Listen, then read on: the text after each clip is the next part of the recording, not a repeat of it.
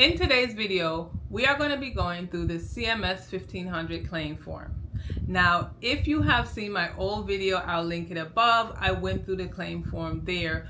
But today's video, I'm going to go through the complete claim form. That is every single box that's on the claim form. So if you are interested in billing, if you are a new medical biller, or even if you are an established biller and you want to know what certain boxes are used for on the claim form, then this video is for you. Remember that the payers have different requirements. So when you're sending out a claim for a specific payer, they may not require that you fill out each and every box on the claim form. This is just to give you an overview, an idea of what goes in each and every box. So be sure to keep watching. So this is what a claim form looks like. I zoomed out to let you see what the complete form looks like. I know sometimes people may say that they've never seen a paper claim before because a lot of things are done electronically, but here is what a claim form looks like. I'm going to zoom in so that we can get started and you can see the information up close. On the left-hand side, you see it says Health Insurance Claim Form approved by National Uniform Claim Committee, NUCC 0212. And 0212 is the latest version that we are using.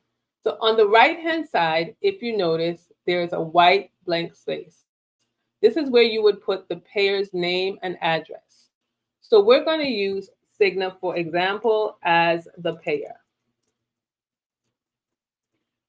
And let's make up a fictitious address. It's going to be the mailing address of Cigna. Now remember, these payers have a lot of different addresses, so you want to choose the right address. You can put the 9-digit zip code or the 5-digit zip code. So if it was the 9-digit zip code, it would look something like this. If you are sending your claim electronically, it still has the payer's address on the top right side because when you put it in your practice management system, you usually have the payer's address there. But remember, if you're sending it electronically, you are using the payer's ID and you're not mailing it. So sometimes if the address is incorrect, but you have the correct payer ID, that will be fine. Now, under here in this spot, if you see here, you would put the page number. Sometimes there are more than one claim. So there may be 1 of 2 or 2 of 2. So you would make sure that in this spot, you would put page blank of blank. So if it was page 1 of 2, you would put page 01 of 02. And you would put that information right here. Most times you don't have more than one pages for the claims. It just depends on your specialty and what you are billing. So we're going to start off with this section here. And this section is usually where the front desk enters the information. So you get this information from the patient or the insured. And this is usually during registration. So the front desk usually enters this information in. In box 1, you want to put the type of payer that you are sending the claim to.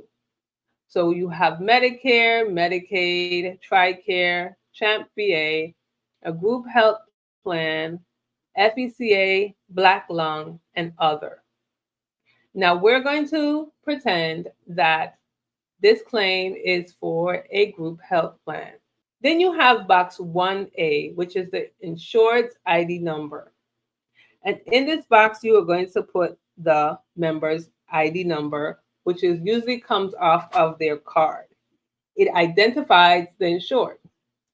So we're going to put a fictitious number. So in box 2, you would put the patient's name. And the patient, of course, is the person who is being seen, who is receiving the services from the provider. So let's say the patient's name is John Doe.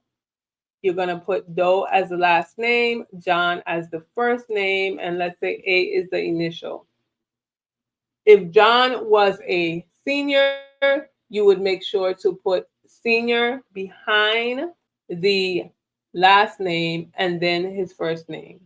an initial. If it was a hyphenated name, you would put Doe Thomas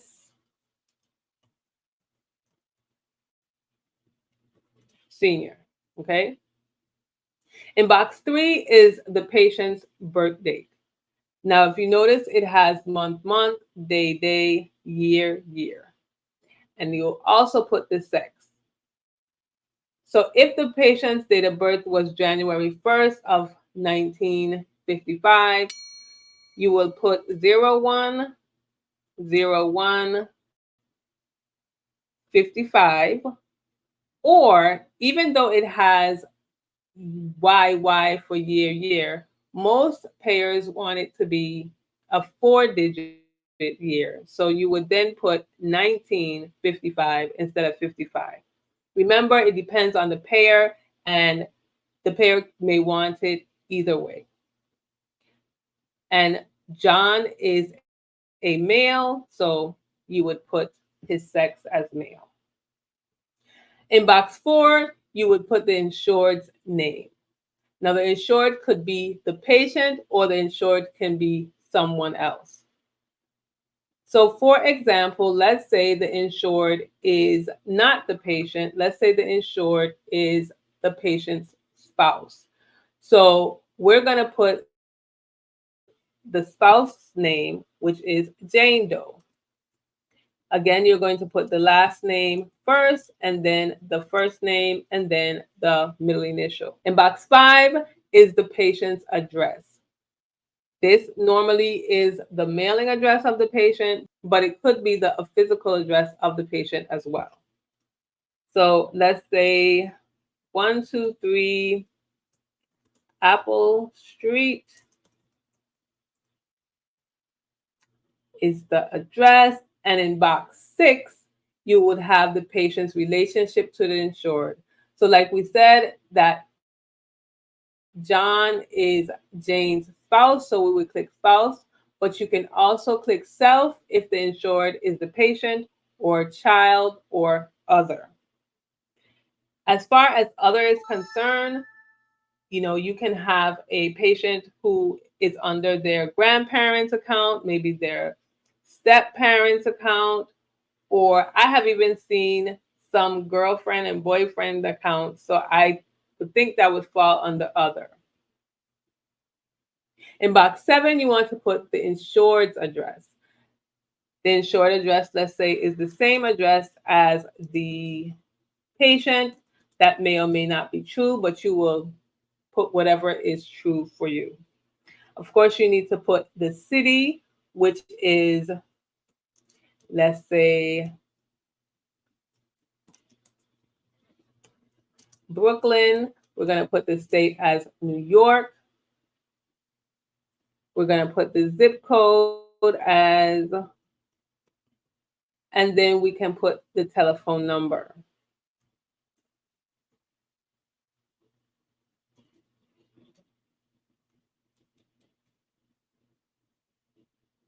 In box 8, it is reserved for the NUCC's use, but it formerly was the patient's status.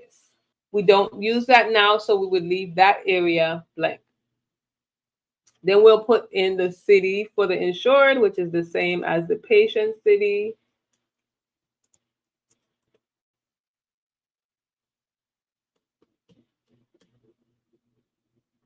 And let's say the telephone number is the same because it is their home number.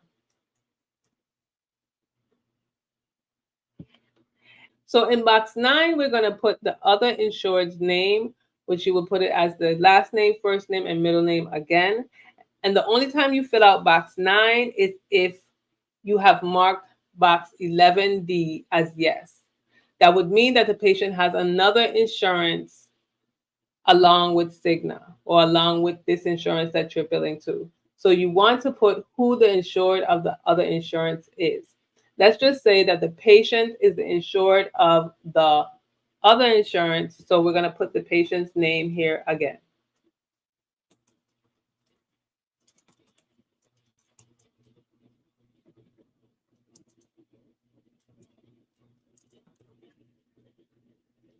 In box 9A, you're going to put the other insured's policy or group number. So we're going to put the group number for the other insurance, not for the insurance that you are billing to. In box 9B, it's reserved for the NUCC's use, but it previously was the other insured's date of birth and sex. So we don't have to fill out box 9B anymore. And box 9C is reserved for the NUCC use. And it used to be the employer's name or school, but we don't have to fill that out again either. So we leave that blank as well. In box 9D is the insurance plan name or the program name. So in this case, we're going to say the other insurance was United Healthcare.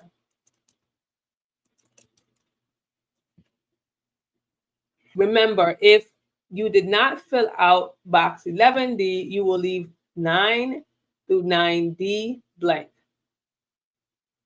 In box 10 is the patient's condition related to A, the employment, B, an auto accident, and C, an other accident. In box A, let's say it was not an employment related condition. In box B, it was an auto accident, so you'll put yes. And then you need to put the state, which is the place that the auto accident happened. And we're going to say it happened in New York. So we're going to put NY. And then other accident, we're going to put no. Now in 10D, where it said claim codes designated by NUCC, you most of the time may not have to fill this part out, but there may be some times that the payers require that you fill out 10D, so that's when you would fill it out. But we're not going to put anything there because let's say the payer did not require that. Then we're going to move to 11. 11 is the insured's policy group or FECA number. Now, what is the policy number for this insurance that you have in box 1A? So let's say the policy number is 12345 6. Then you want to put the insured's date of birth and sex. Remember, the insured is basically the subscriber, the person who the insurance is under, and you're going to put their date of birth, which we'll say is 02/01/1954. And the sex of this insured is a female.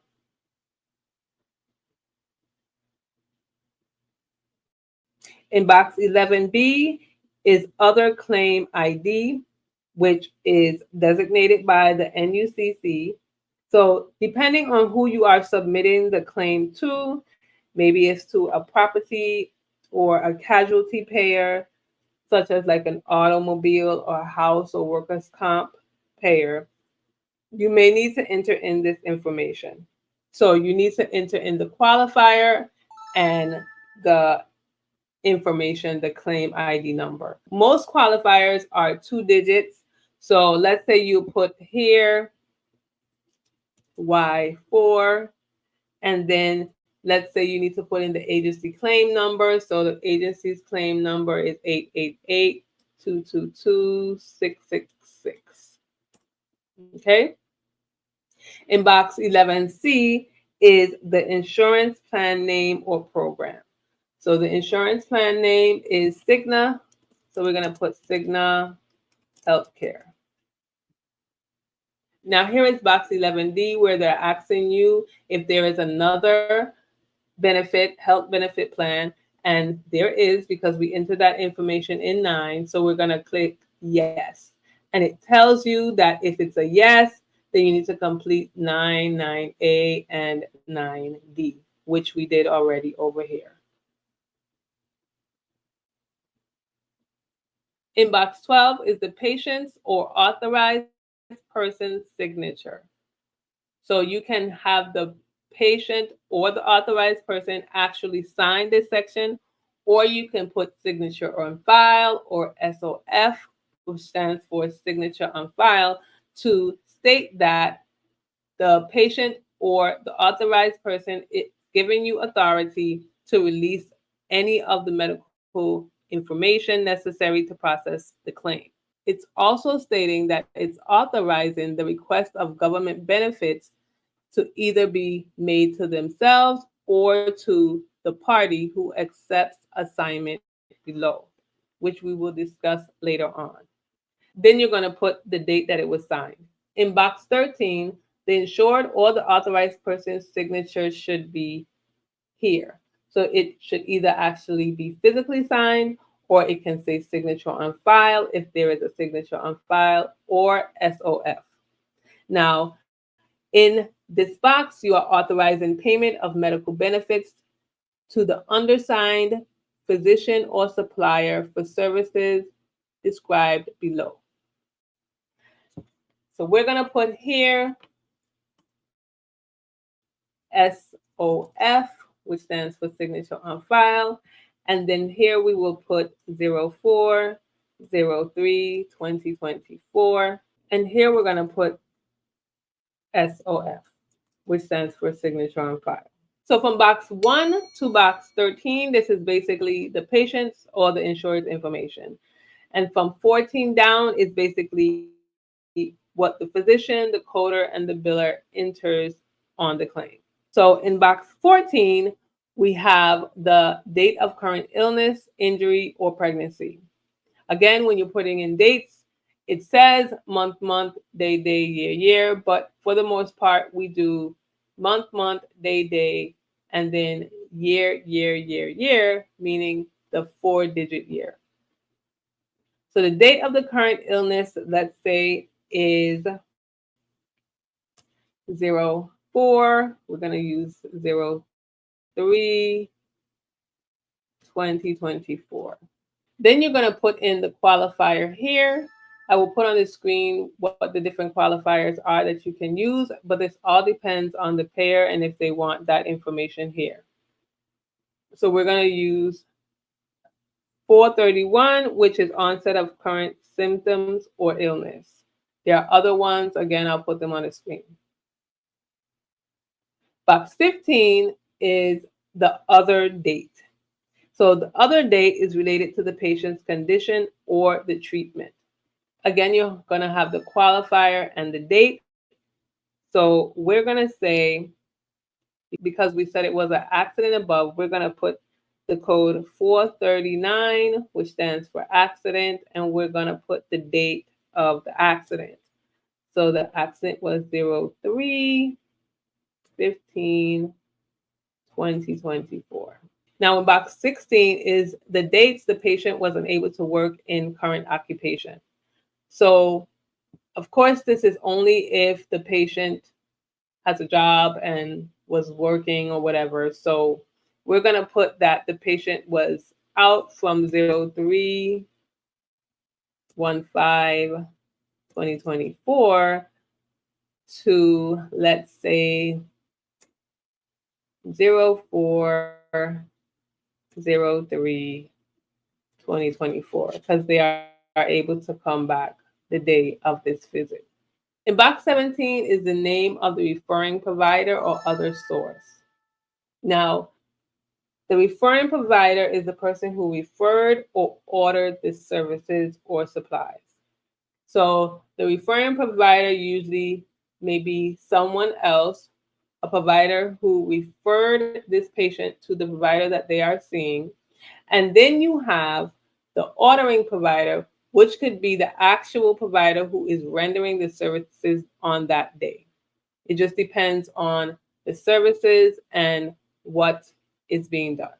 So depending on if it is the referring provider, the ordering provider, or the supervising provider, you are going to put a code.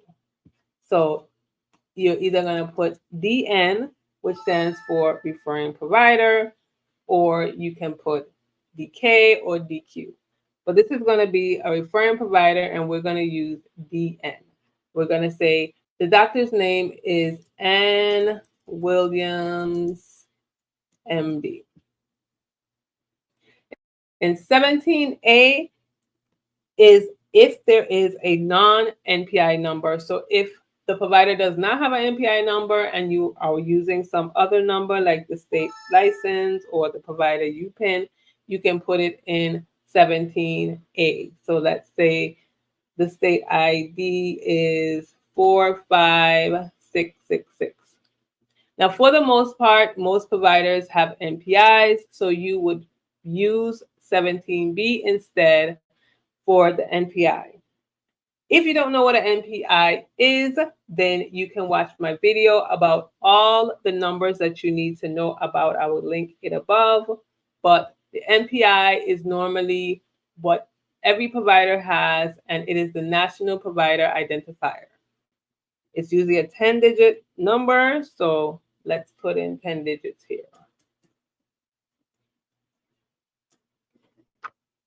In box 18, we have the hospitalization dates related to the current services. So if for some reason this person needs to be hospitalized, you would put in the from and to dates. The from date being the admit date, the to date being the discharge date. Sometimes you don't have to put in the discharge date for the claim, but for the most part, if the person was hospitalized, you for sure need to put in the from date in order to get the claim to process.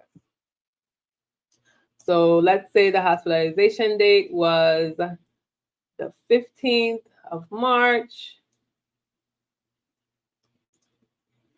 and we don't have a discharge date. Again, you can or cannot. If you have that information, you do need to put it in. Let's fill that information in. Let's say it was 04/01/2024. Box 19 is the additional claim information. Now, this says designated by the NUCC, but it is according to the payer.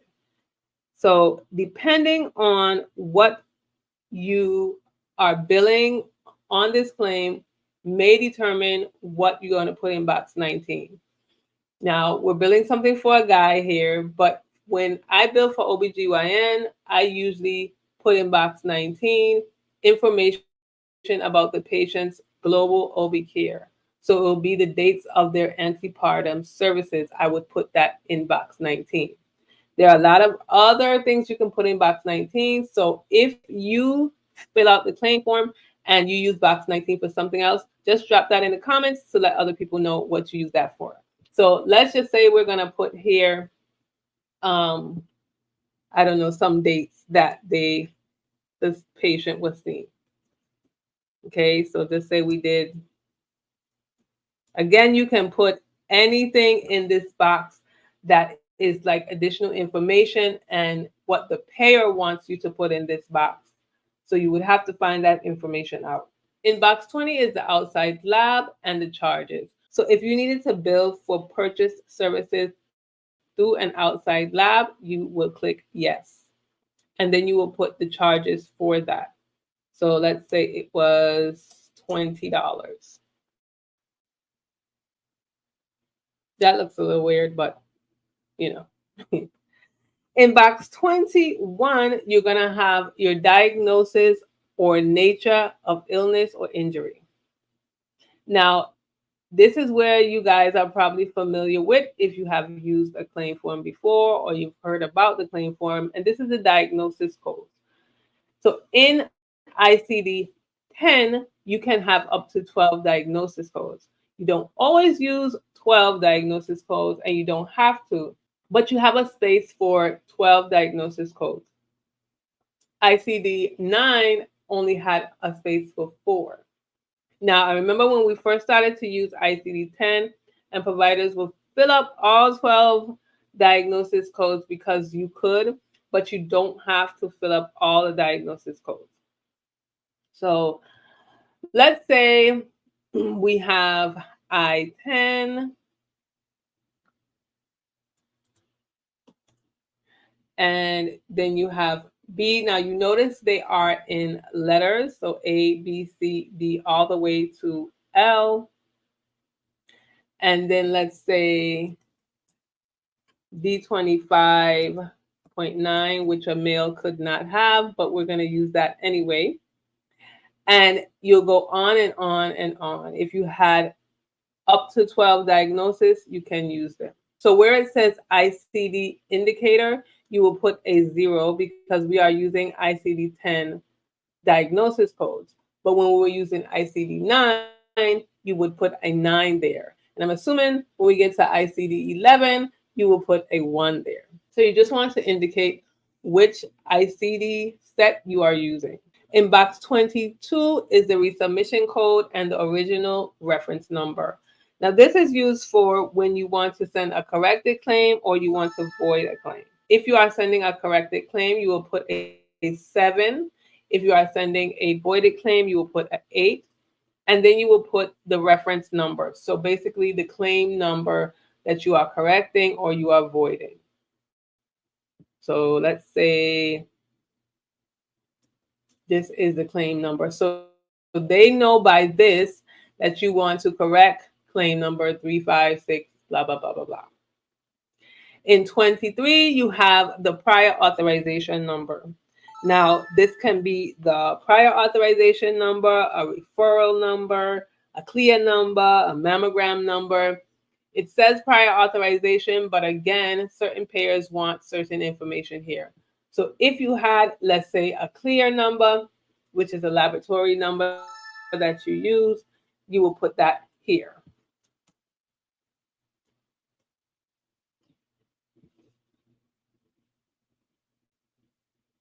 Now we're on box 24, and 24 has letters A through J. Box 24A is the dates of service, the from and the to. A lot of claims have the same from and to dates, but you can have a range as well, depending on the service that's provided and the specialty. So let's say this claim is on, the date of service is April 3rd of 2024 to April 3rd of 2024. You will put this information in the white section, which you can't see that it's white now, but it is a white section. And above that, you will put any information that you need, such as the NDC number and other numbers that I'll put on the screen. But for the most part, that grayed area would not be used. Box 24B is the place of service. Place of service meaning where was the services provided, in the office, in the hospital, inpatient, outpatient. And if you want me to do a video on the place of service codes, I can do that. Just leave a comment about that below. But we're going to say the place of service is 11. 24C is the emergency indicators.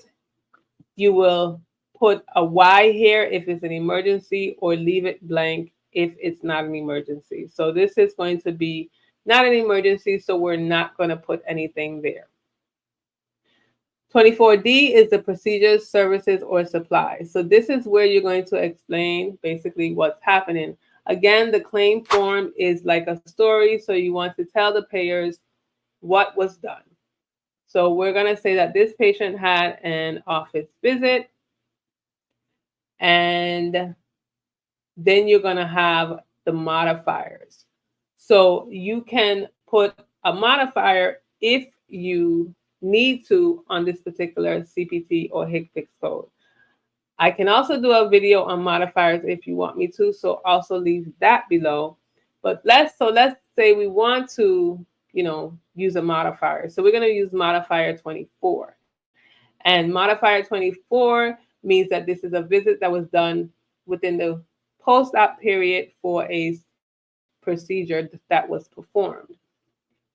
So we're going to say that the person came in and had a visit that was outside of the global period. So we put in the modifier 24 on this CPT code. Again, if you want me to do a video on modifiers, then let me know and I will get that together. You can have up to 4 modifiers on the CPT code, so you see that those spaces are available. Then in box 24E is the diagnosis pointers, and I'm going to go up a little bit to show you what to put in this box. So right now we have two diagnoses here, which is in 21A and 21B. So we would put A and B. Or let's say that this particular CPT code only, the diagnosis code we wanted to use was only A. So we can just put A. Now, right now we're going to put A and B, but that's not necessary. If we had more lines and we wanted to use A for one line and B for next, then we would put A for that line and then B for the next.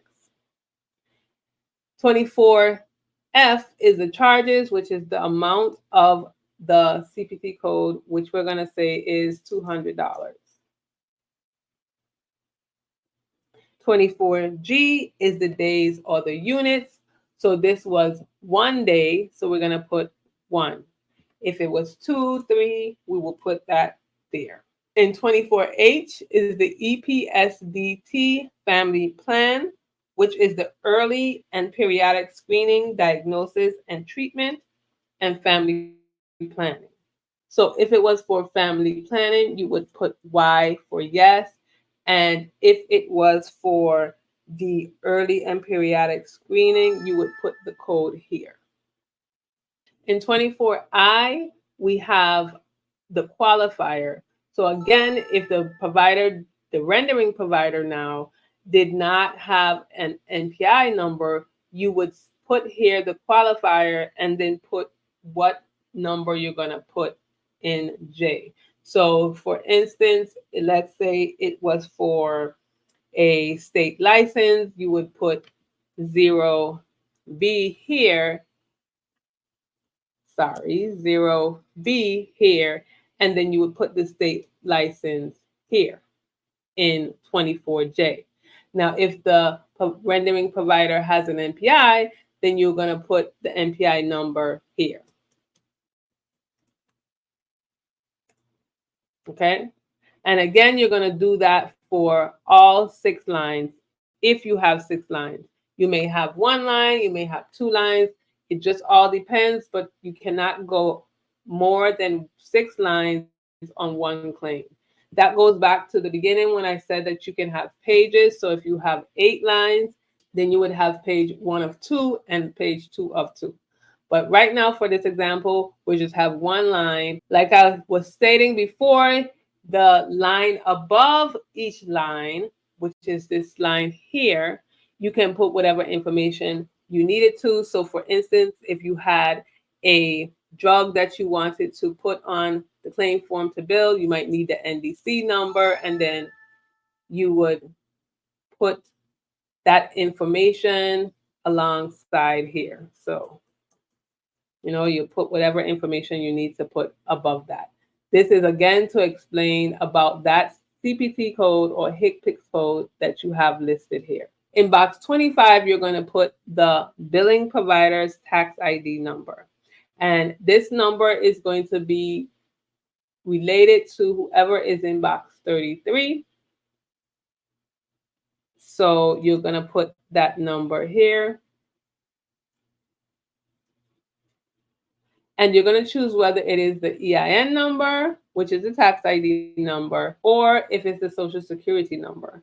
Now, I would not recommend that a provider continue to use their Social Security number, but I do know a few providers that still use their Social Security number to bill. It is still allowed, so you can still do that, but I always recommend to get a tax ID number, whether you're an individual provider or not. In box 26, you're going to put the patient's account number.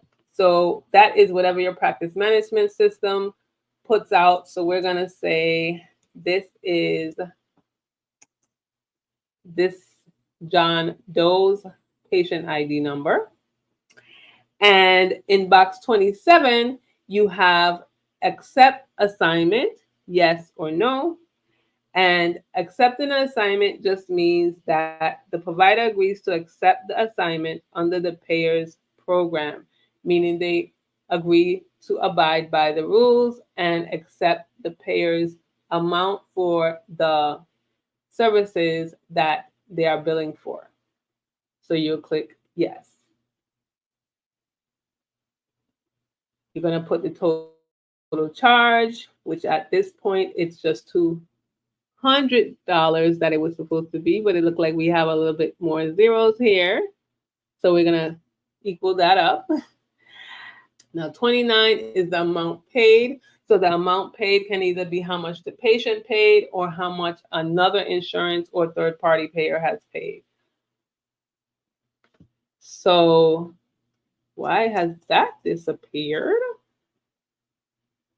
It shouldn't, but that should stay for whatever number that is the total amount, which is what from 1 to 6, how much the charge is total to. And then let's say that the patient paid $30. So you'll put in the $30 payment. In box 30, which is reserved for the NUCC's use, but it was previously the balance due.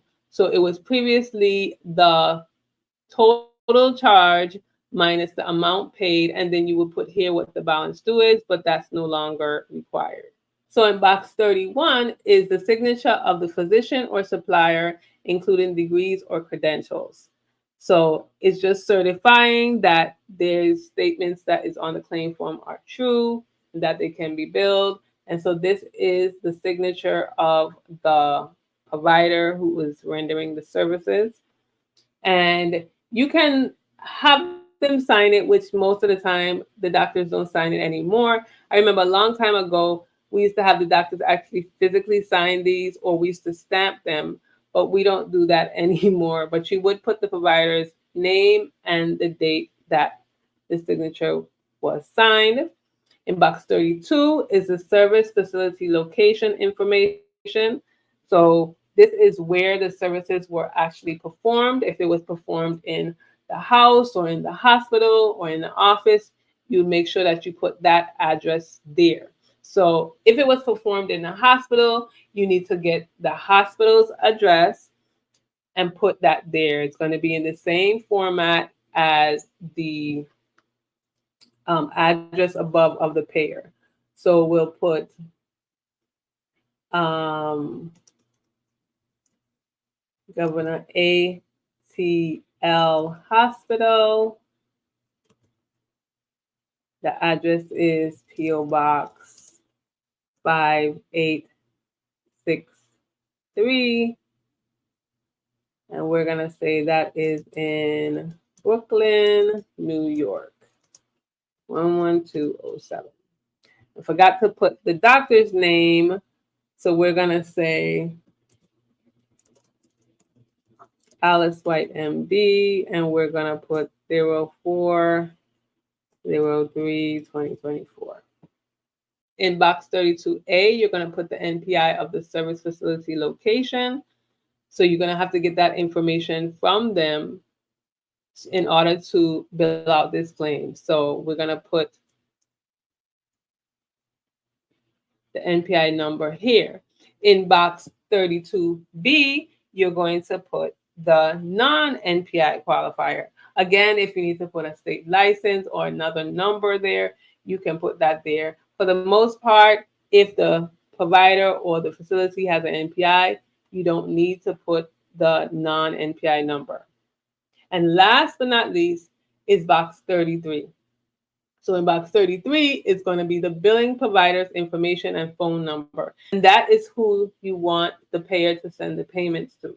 Again, this person or facility is related to the federal tax ID number. So those need to be linked some way. So you're going to put the phone number of the billing provider.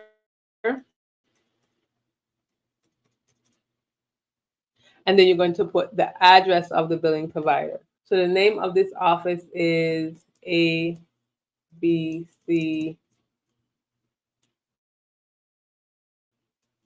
Physician Care. The address is, and they are in Brooklyn, New York. And then again, you will put the NPI number for box 33A of the billing provider.